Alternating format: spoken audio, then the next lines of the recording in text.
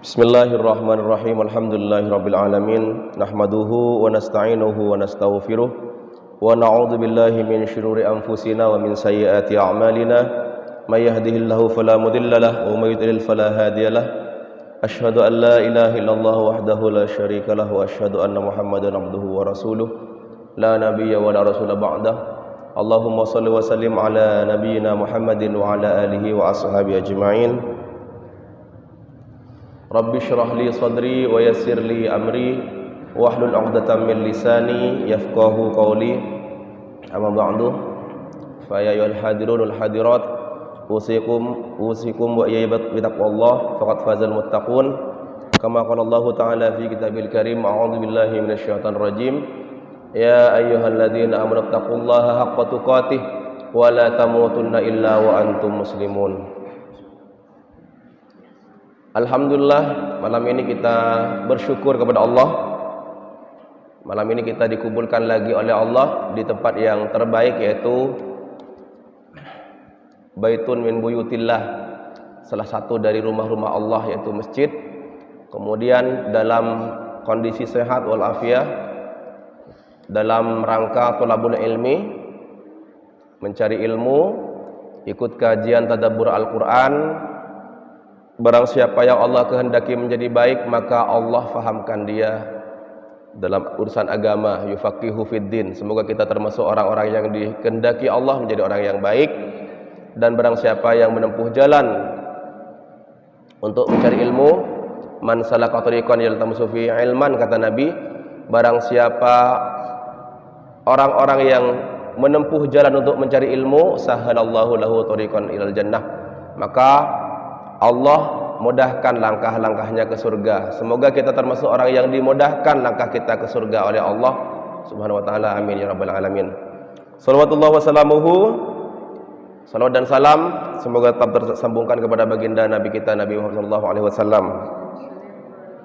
Terutama pada malam hari ini, malam Jumat, dan hari Jumat Rasulullah menganjurkan untuk memperbanyak membaca salawat kepada baginda Nabi kita Nabi Muhammad sallallahu alaihi wasallam. Kajian kita pada malam hari ini yaitu tadabbur surah Thaha, surah ke-20 Makkiyah. Artinya turun sebelum Nabi hijrah. Turunnya surah ini sebelum Nabi hijrah ke Madinah. A'udzu billahi minasy syaithanir rajim. Bismillahirrahmanirrahim. Thaha ما أنزلنا عليك القرآن لتشقى إلا تذكرة لمن يخشى تنزيلا ممن خلق الأرض والسماوات العلى الرحمن على العرش استوى. Thaha, mufassir menerjemahkannya, menafsirkannya, wallahu a'lamu bimuradihi, Allah yang Maha tahu terhadap tafsirnya. Jadi ada mufassir yang mengatakan Thaha itu ditafsirkan ya rajul, hai laki-laki. Tapi mufassir lain ini menafsirkan ini huruf muqatta'ah, huruf yang terpotong-potong, sama dengan alif lam mim, sama dengan yasin, qaf, dan lain sebagainya. Ma anzalna 'alaikal qur'ana litashqa. Kami tidak menurunkan Al-Qur'an untuk menyusahkan. Kami tidak menurunkan Al-Qur'an untuk menyusahkan, untuk membebani, untuk menjadi beban. Tapi sebaliknya, illa tadhkiratan liman yakhsha. Tapi ini sebagai peringatan bagi orang-orang yang takut kepada Allah. Liman yakhsha. Ada orang-orang kafir Quraisy, kasihan Muhammad setelah turun wahyu, dia sibuk beribadah dan sebagainya, seperti terbebani atau memberatkan. Tidak, kata Allah. Ini untuk menepis anggapan orang kafir Quraisy bahwa Al-Quran itu, Islam itu, Al-Quran itu memberatkan. Malah ini menjadikan peringatan, jadi peringatan. Malah orang-orang yang jauh dari Al-Quran yang susah.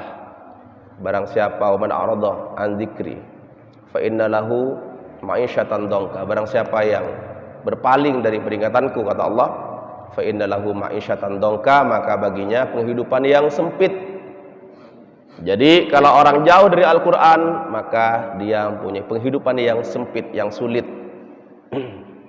Untuk bisa kita bahagia, untuk kita hilang kesusahan kita harus dekat-dekat dengan Al-Quran. Illa tadhkiratan liman yakhsha. Ini merupakan peringatan bagi orang-orang yang takut kepada Allah. Kenapa Ustaz tidak menjadi peringatan kepada orang-orang yang beriman atau orang-orang seluruh manusia? Kenapa di sini tidak menjadi peringatan kepada seluruh manusia? Kenapa hanya orang-orang yang takut kepada Allah? Karena yang menjadikan Al-Quran itu, yang bisa mengambil peringatan dari Al-Quran itu hanyalah orang-orang yang takut kepada Allah. Kalau orang-orang yang tidak takut kepada Allah, berapapun juz yang dia baca, tapi dia tidak ada rasa takut dalam hatinya kepada Allah, dia tidak bisa mengambil pelajaran, dia tidak bisa mengambil peringatan dari Al-Quran. Bacaan-bacaannya hanya melintasi bibirnya saja. Dari mana Al-Quran ini? Tanzilam mimman khalaqal arda was samawatil ula.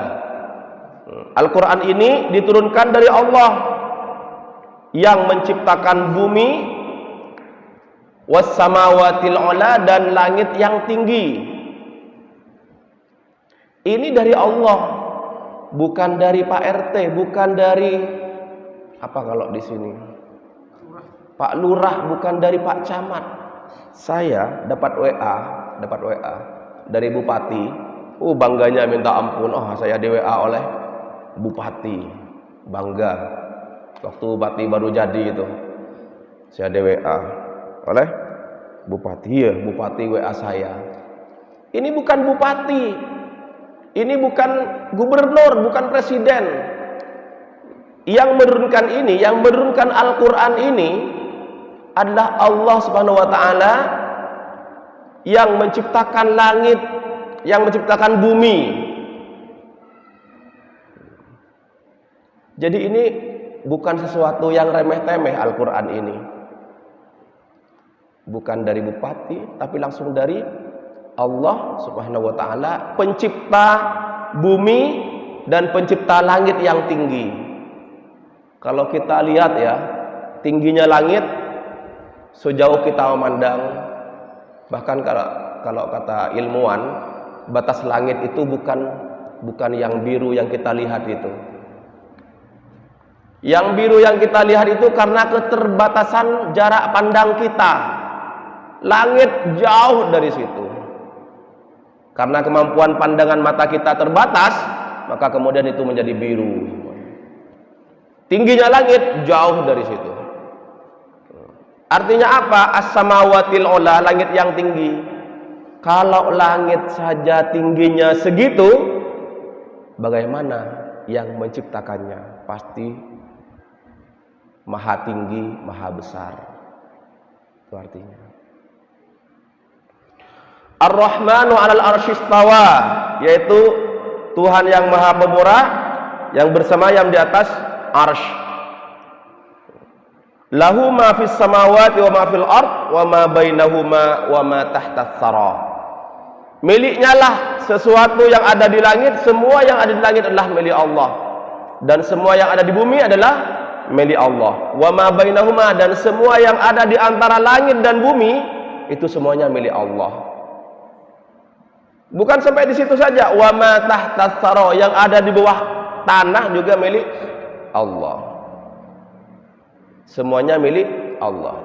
Jadi jangan sampai kita merasa memiliki ini punya saya, ini punya saya, ini saya. Bahkan kita sendiri adalah milik Allah. Kapan kita mau diambil oleh Allah, kapan kita mau dipanggil oleh Allah, terserah Allah.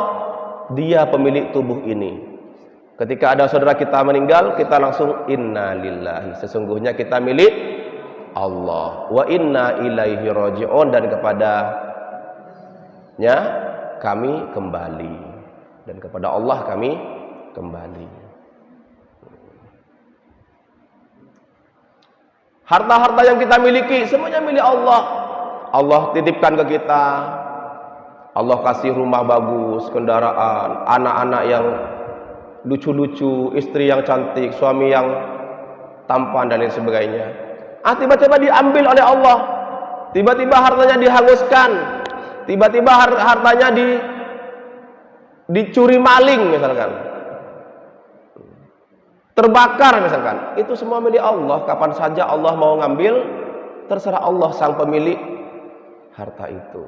Tiba-tiba suami yang kita bangga-banggakan tiba-tiba dipanggil oleh Allah, meninggal. Itu bukan hak kita, itu punyanya Allah. Kapan saja mau diambil oleh Allah, terserah Allah.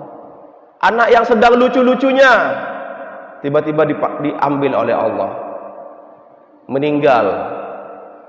Itu milik Allah, cuma dititipkan ke kita. Terserah Allah mau ngambil kapan saja.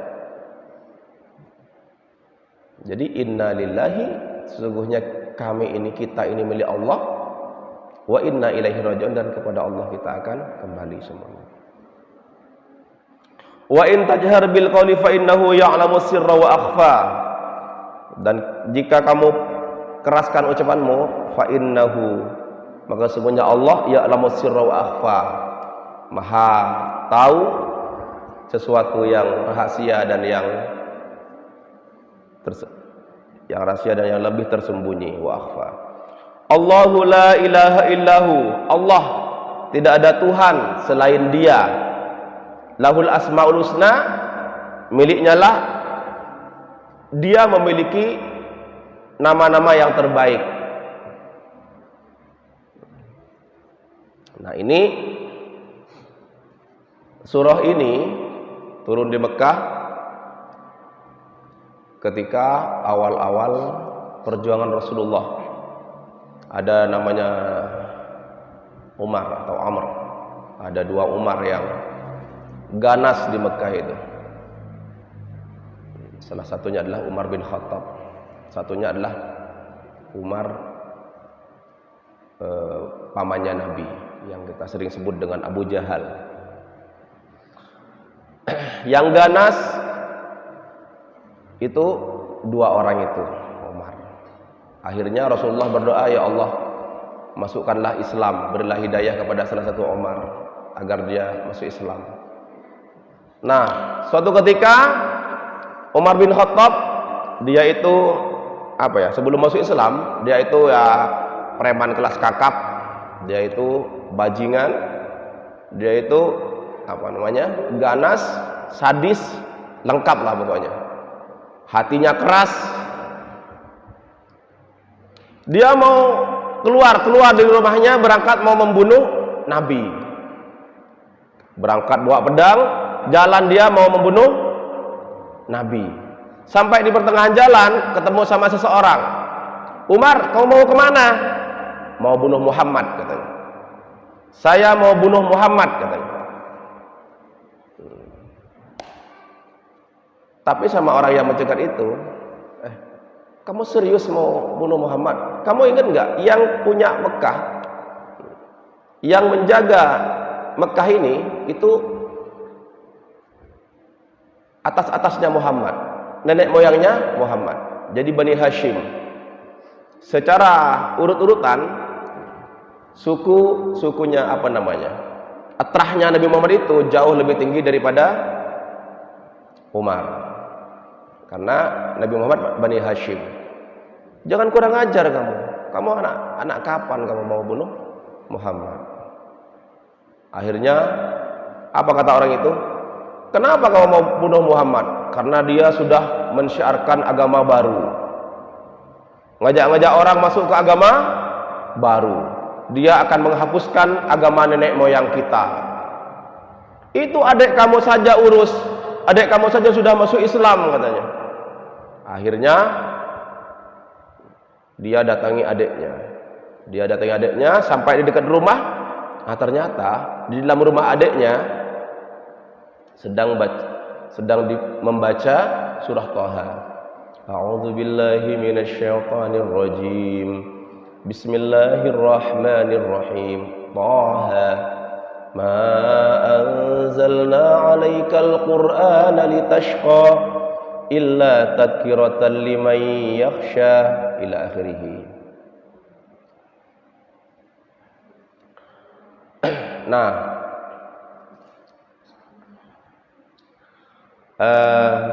sampai di situ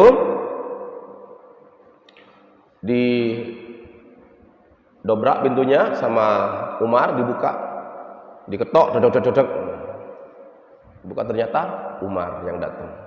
Apa yang kamu baca tadi? Mana yang kamu baca? Enggak dikasih. Apa kamu enggak baca apa-apa? Akhirnya dipaksa, diambil, dibaca. Thaha ma anzalna 'alaikal qur'an litashqa illa tadhkiratan liman yakhsha. Akhirnya terketuklah hati Umar, dapat hidayah. Apa artinya? Sekeras-kerasnya hati Umar itu terkena Al-Qur'an, langsung luluh, langsung lembut hatinya. Kalau hati-hati kita tidak lembut dengan Al-Quran ini, dengan datangnya Al-Quran ini, berarti hati kita lebih keras daripada hatinya Umar bin Khattab. Akhirnya dia ingin menyatakan masuk Islam. Datanglah dia kepada Rasulullah. Datang ke rumah Rasulullah. Rasulullah sedang bersama sahabat, diketok.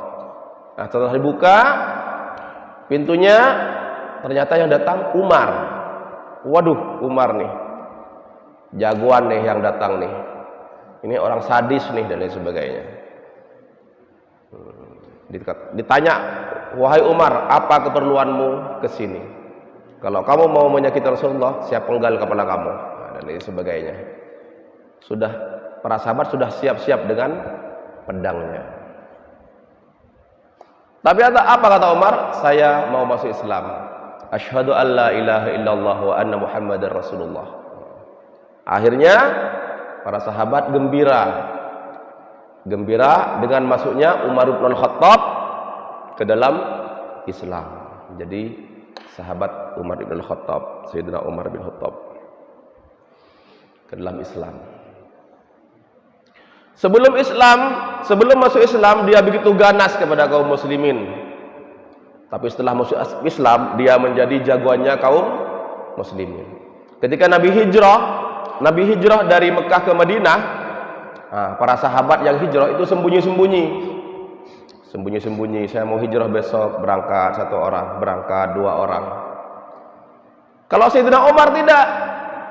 Sayyidina Umar langsung naik ke bukit-bukit, dipanggillah orang-orang Arab di situ. Ayo semuanya kumpul. Saya akan hijrah ke Madinah. Barang siapa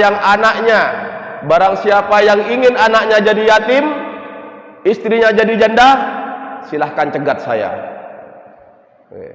Itu kerennya kalau preman sudah dapat hidayah. Yang lain sembunyi-sembunyi, takut dicegat, takut dibunuh oleh kafir Quraisy. Tapi Sayyidina Umar tampil di depan, wahai kalian semuanya manusia, kumpul sini. Barang siapa yang ingin istrinya jadi janda dan anaknya jadi yatim, silahkan cegat saya mau hijrah ke Madinah. Gitu. Keberanian Sayyidina Umar luar biasa.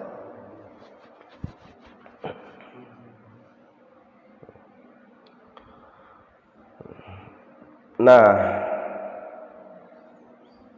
wahal ataka, lanjutannya di ayat yang ke-9, wahal ataka haditsu Musa, dan apakah sudah sampai kepadamu kisah tentang Nabi Musa, Nabiullah Musa. Nah, ini ketika dakwah Rasulullah sedang sedang sulit. Nah, maka untuk meneguhkan hati Rasulullah, Allah ceritakan tentang kisah Nabi Musa yang penuh perjuangan. Tapi pada akhirnya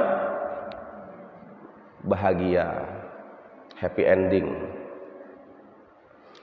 Idh ra'a naran faqala li ahlihim kusu inni anastu nara la'alli atikum minha biqabasin aw ajidu 'alan nari huda. Ketika Nabi Musa melihat api. Jadi Nabi Musa ini anak angkatnya Fir'aun. Diasuh oleh Fir'aun, tapi kemudian dia membunuh salah satu sukunya Fir'aun, anak buahnya Fir'aun yang suku Fir'aun. Nabi Musa ini kuat, ototnya kuat. Cut dulu mas. Ototnya kuat, tubuhnya besar, sehingga ketika duel sama seseorang, sekali tinju langsung mati itu musuhnya. Ditinju sekali langsung mati.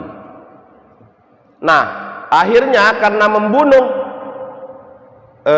suku dari Fir'aun ini, anak buahnya Fir'aun, dikejar-kejar sama bala tentaranya Fir'aun. Akhirnya lari dari Mesir, lari ke Madian. Di Madian dia mengembala kambing karena mau melamar putri dari Nabi Syuaib, insyaallah. Dan maharnya harus mengembala kambing selama 10 tahun.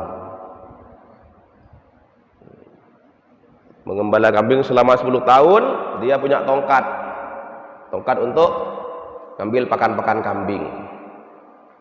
Nah, setelah itu dia menikah dengan putrinya Nabi Syuaib, kemudian dia punya rasa kangen ke Mesir, ingin pulang kampung. Nah, dalam perjalanan di malam hari dari Madian ke Mesir, dia dalam kondisi tidak ada cahaya. Jadi lailatin baridah, lailatin mutlimatin baridah, pada malam yang gelap kemudian dingin. Malam hari gelap kemudian dingin, itu kondisinya. Nah, tiba-tiba dalam perjalanan, dalam kegelapan, dalam yang waktu kedinginan itu, dia bersama keluarganya, dan Nabi Musa melihat di sana ada api. Apa kata Nabi Musa? Faqala li ahlihim kusu. Maka Nabi Musa berkata kepada keluarganya, tunggulah di sini. Inni anastu nara, sesungguhnya aku melihat api. La'alli atikum minha biqabasin aw ajidu 'alan nari huda. Sesungguhnya aku melihat api, aku akan bawakan, mudah-mudahan aku akan bawakan api itu ke sini, mengambil sebagian dari api itu ke sini untuk menghangatkanmu, kira-kira gitu terjemah bebasnya. Atau aku bisa dapat suatu petunjuk dari api, dari daerah api itu. Entah siapa yang menyalakan api dan lain sebagainya, dia ingin mengambil api untuk dibawa ke keluarganya. Jadi seperti itu contoh yang diberikan Nabi Musa kepada kita. Jadi tunggu di sini sayang. Ini bukti bahwa Nabi Musa itu apa namanya itu? Penuh kasih sayang kepada keluarganya. Tunggu di sini sayang, aku akan bawakan api, di situ ada api. Jadi bukan kita nyuruh-nyuruh istri, padahal secara fisik Nabi Musa itu kuat. Kita tidak sekuat Nabi Musa. Fisik kita tidak sekuat Nabi Musa, tapi suka nyuruh-nyuruh istri. Dek, belikan pulsa ke konter ini. Dek, belikan rokok sebelah. Yang betul itu, tunggu di sini sayang. Biar AA yang cari beli ikannya ke pasar. Nah gitu sebenarnya. Kamu duduk aja di sini sayang. Biar Mas yang cuci bajunya. Gitu. Terus istrinya bilang, piringnya juga sekalian Mas.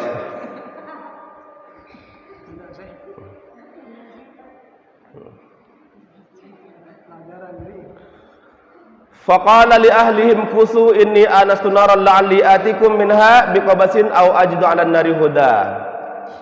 Nabi Musa berjalan ke arah api itu untuk mengambil sebagian dari api agar keluarganya itu hangat karena kedinginan di malam yang gelap gulita. Setelah Nabi Musa berjalan menuju arah api itu, falamma ataha nudiya ya Musa. Kemudian Nabi Musa dipanggil, ya Musa, hai Musa, inni ana rabbuka, sesungguhnya aku ini Tuhanmu, kata Allah. Fakhla'na 'alaik, maka lepaslah terompahmu, lepas sandalmu. Innaka bil wadil muqaddasi tuwa, sesungguhnya kamu sedang berada di lembah yang suci, namanya Tuwa. Jadi ketika sudah sampai di daerah api itu, tiba-tiba keluar suara, hai Musa, aku ini Tuhanmu, lepaslah terompahmu, kamu sekarang sedang berada di lembah yang suci. Gitu. Nabi Musa ini kalimullah, orang nabi yang bisa berbicara langsung dengan Allah. Karena bisa berbicara langsung dengan Allah disebut kalimullah. Konon iblis minta tolong Nabi Musa untuk bertaubat. Musa, kamu ini kan kalimullah, kamu ini kan bisa berbicara langsung dengan Allah, tolong sampaikan kepada Allah, saya mau bertaubat, gitu, agar Allah ampuni dosa-dosa saya. Disampaikan sama Nabi Musa, disampaikan oleh Nabi Musa kepada Allah, wahai Allah, iblis mau bertaubat.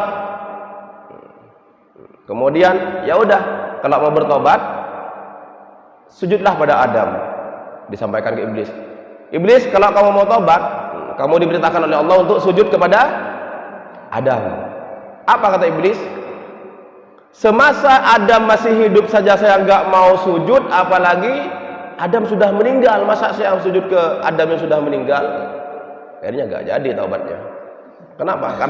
Karena iblis masih merasa lebih mulia daripada Adam. Kasarnya itu, dia masih hidup saja saya nggak mau sujud, apalagi dia sudah jadi bangkai, kira-kira gitu kalau bahasa kasarnya. Nah, nggak jadi iblis taubat. Di lembah Tua, di lembah yang suci itu, wa anakhtartuka fastami' lima yuha, dan aku memilihmu. Fastami' lima yuha, maka dengarlah apa yang akan diwahyukan kepadamu. Apa wahyunya? Innani anallahu la ilaha illa ana fa'budni wa aqimis salata lidzikri. Sungguhnya aku ini adalah Allah, tidak ada Tuhan selain aku, kata Allah. Fa'budni, maka sembahlah aku, wa aqimis salata lidzikri, dan dirikanlah salat untuk sebagai zikir kepadaku, untuk mengingatku. Jadi itu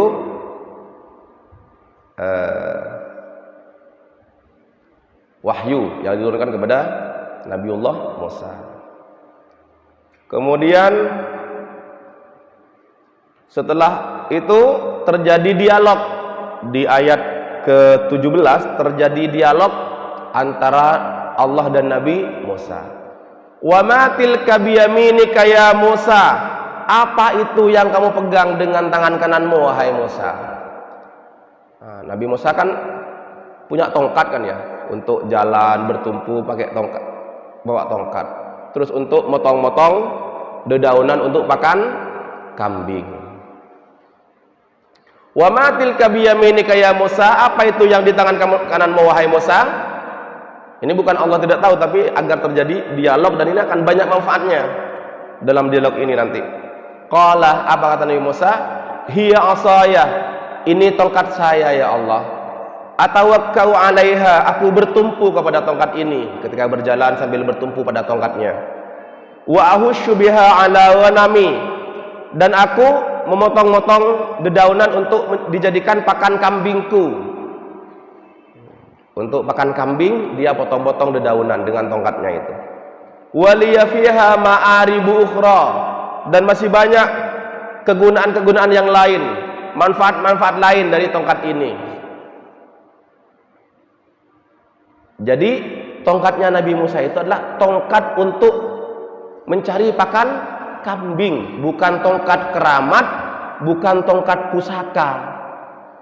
Tongkat untuk bertumpu dan untuk cari pakan kambing. Tongkat biasa dia.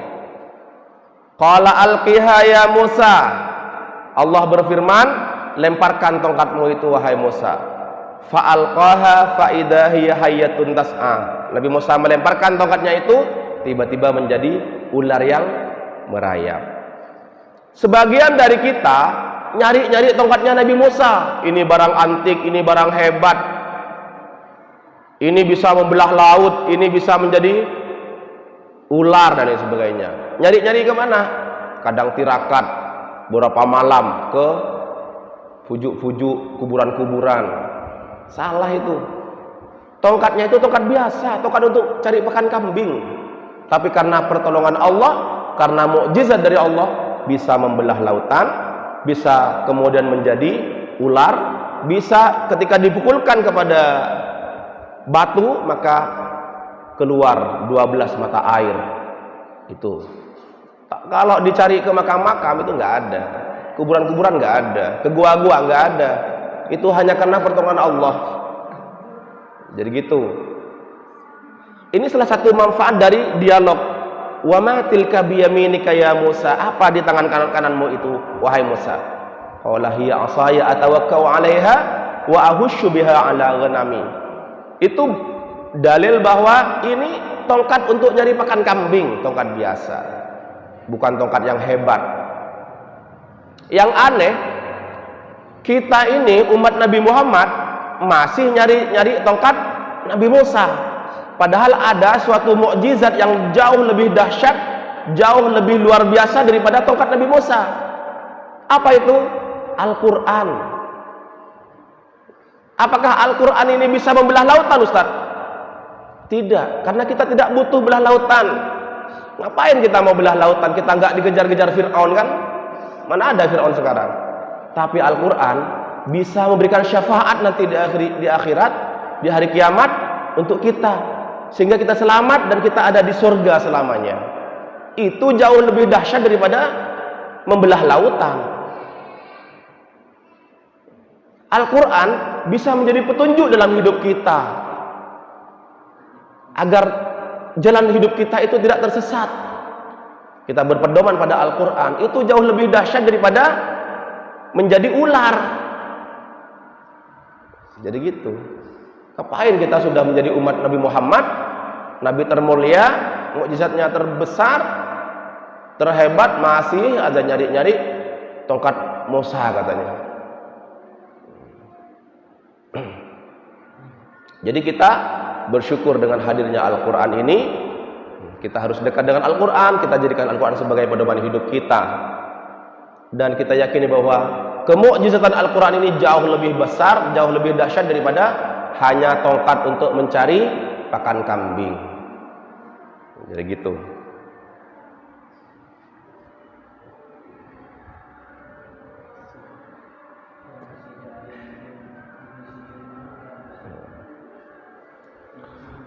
Nah, terus kemudian saya singkat ya. Idhab ila fir'auna innahu tawa. Nabi Musa diperintahkan oleh Allah untuk berdakwah ke Fir'aun. Fir'aun itu innahu tawa. Fir'aun sudah melampaui batas.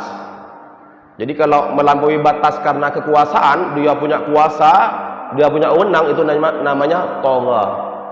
Sedangkan orang yang melampaui batas karena dia banyak hartanya, itu namanya bawa. Seperti Qarun itu bawa. Kalau Fir'aun tawa. Ketika dia disuruh menghadapi Fir'aun, maka yang dia minta bukan kesaktian. Ya Allah, buatlah tubuh saya kebal, anti peluru, anti bacok, anti tembak. Dia baca doa-doa wiritan yang anti bacok supaya bisa terbang. Enggak. Apa doanya?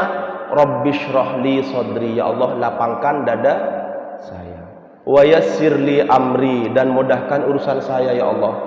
Wahlul 'uqdatam min lisani, dan lepaskan kekakuan di lisan saya. Yafqahu qauli, agar kata-kata saya difahami. Waj'al li waziran min ahli, dan berilah partner untuk saya dari keluarga saya ya Allah. Siapa? Harun akhi. Harun yang saudara saya itu ya Allah. Nabi Harun itu lebih fasih, berkata-kata, argumennya lebih bagus. Itu yang diminta. Yang terakhir, idhaba ila fir'auna innahu tagha faqula lahu qawlan layyinan. Sampaikanlah dengan kata-kata yang lembut kepada Fir'aun. Itu kata Allah kepada Nabi Musa. Menghadapi Fir'aun saja harus dengan kata-kata lembut, apalagi yang bukan Fir'aun. Anak-anak kita sering kita bentak-bentak, kita marah-marahi, bukan Fir'aun padahal dia. Sedangkan kita menghadap Nabi Musa, menghadapi Fir'aun saja itu harus berkata lemah lembut. Anak kita bukan Fir'aun, dibentak-bentak, dimarah-marahi tidak boleh. Kita harus lemah lembut. Karena ke Fir'aun saja masih lemah lembut. Insyaallah itu kita tutup dengan doa kafir majlis. Subhanakallahumma wa bihamdika asyhadu an la ilaha illa anta astaghfiruka wa atubu ilaik. Assalamualaikum warahmatullahi wabarakatuh.